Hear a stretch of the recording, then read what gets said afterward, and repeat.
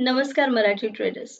कालच्या व्हिडिओमध्ये आपण निफ्टी आणि बँक निफ्टी याच्या काही लेवल्स मार्क केल्या होत्या आजच्या दिवसासाठी. सो त्या ॲडव्हान्स लेवल होत्या, प्री डिफाईन्ड लेवल्स होत्या आणि त्या कॅल्क्युलेट केल्या होत्या आपण 7 एप्रिल म्हणजे कालच्या मार्केटच्या मूव्हमेंटवरून, कॅन्डल्सवरून आणि प्राइस ॲक्शन्सवरून आपण त्या लेवल्स मार्क केल्या होत्या. आज आपण बघूयात की आज त्या लेवल्स किती काम केलं आहे मार्केटमध्ये. सो बेसिकली कालच्या ज्या लेवल्स आहे मी पुन्हा पटकन रिपीट करते. सो आपल्या काही की लेवल्स होत्या. पहिली की लेवल होती 21,800 ची, दुसरी की लेवल होती 22,080 ची आणि तिसरी की लेवल होती 22,250 ची.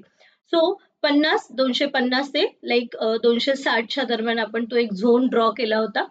आज आपण बघूयात की आज त्या लेवल्सनुसार काय मार्केट मूव्ह करत होते. सो 8 तारखेचं मार्केट आहे. जस्ट आपण बघूया की आजचं मार्केट जे आहे आज गॅप अपने ओपनिंग झाली आणि गॅप अप ओपनिंग नंतर आपल्याला निफ्टी जो आहे तो खाली घसरताना दिसला आणि एक्झॅक्टली आपल्या लेवलला येऊन तुम्ही बघू शकताय 22,250 ते 260च्या दरम्यानच त्याने एक सपोर्ट घेतलेला आहे. आपण जी लेवल प्रोव्हाइड केली होती एक्झॅक्टली त्या लेवल पासूनच तो आपल्याला सपोर्ट घेताना दिसलाय आणि थोडक्यात आजचं मार्केट बघून घेऊया. सो आजचं मार्केट बऱ्यापैकी पहिले डाऊन ट्रेंड होता, देन थोडा आपल्याला रेंज बाउंड वाटलं आणि आजच्या मार्केटमध्ये काय घडलंय आणि कसं घडलंय ते आता पुढे व्हिडिओमध्ये जाणून घेऊया.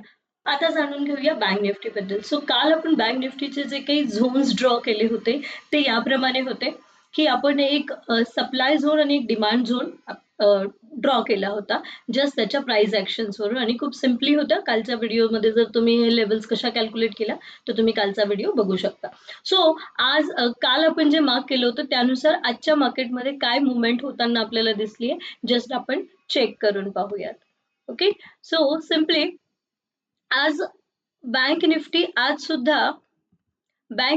सुद्धा गॅप अपने ओपन झालाय ज्याप्रमाणे निफ्टी झाला आणि तुम्ही बघू शकता एक्झॅक्टली आपल्या दिलेल्या झोन मधूनच तुम्हाला तो रिव्हर्स होताना दिसून आलाय आणि तो दोनदा त्याला रिटेस्ट केला आणि त्यानंतर बँक निफ्टीमध्ये सुद्धा एक चांगली अपवर्ड मुवमेंट आपण म्हणू शकतो की बरोबर एक्झॅक्टली आपल्या लेवल्स पासूनच तो तिथून बाउन्स होताना आपल्याला आज बघायला मिळालाय. सो या होत्या कालच्या दिलेल्या लेवल्स आणि त्यानुसार आज मार्केटने कसं ऍक्ट केलं आणि आपल्या लेवल्सला कसं रिस्पेक्ट केलं हे आपण जाणून घेतलं. आता पुढच्या व्हिडिओमध्ये आपण बघूयात की उद्यासाठीच्या म्हणजे 9 एप्रिल साठीच्या काय लेवल्स असू शकतात. सो चला तर मग जाणून घेऊया निफ्टीच्या 9 एप्रिल साठीच्या काय ट्रेडिंग लेवल्स आणि काय की लेवल्स असू शकतात.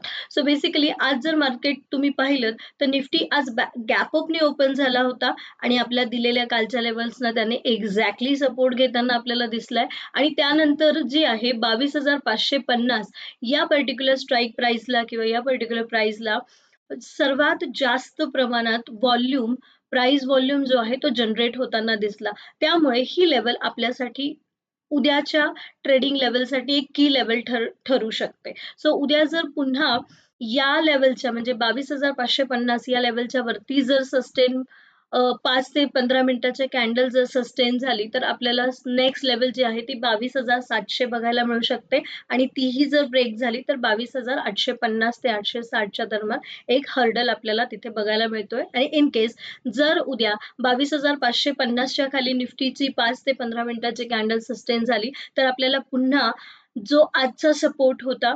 22,250चा हा एक आपल्याला की सपोर्ट बघायला मिळू शकतो. त्यानंतर आपण बँक निफ्टीकडे वळूया.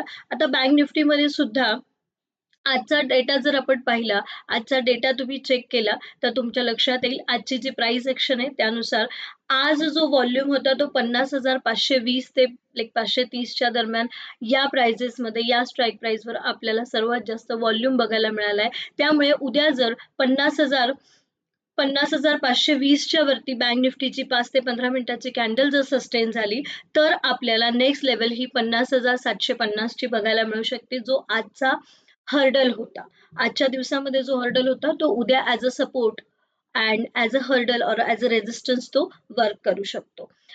ती लेवल जर 50,750 ही लेवल जर बँक निफ्टीने उद्या ब्रेक केली त्याच्यावरती जर कॅन्डल सस्टेन झाली तर आपल्याला डिरेक्टली 51,100 ही लेवल सुद्धा बघायला मिळू शकते आणि त्यानंतरची जी लेवल आहे जे पुढच्या ट्रेडिंग सेशन्समध्ये आपल्याला बघायला मिळेल ती 51,350 ची आहे.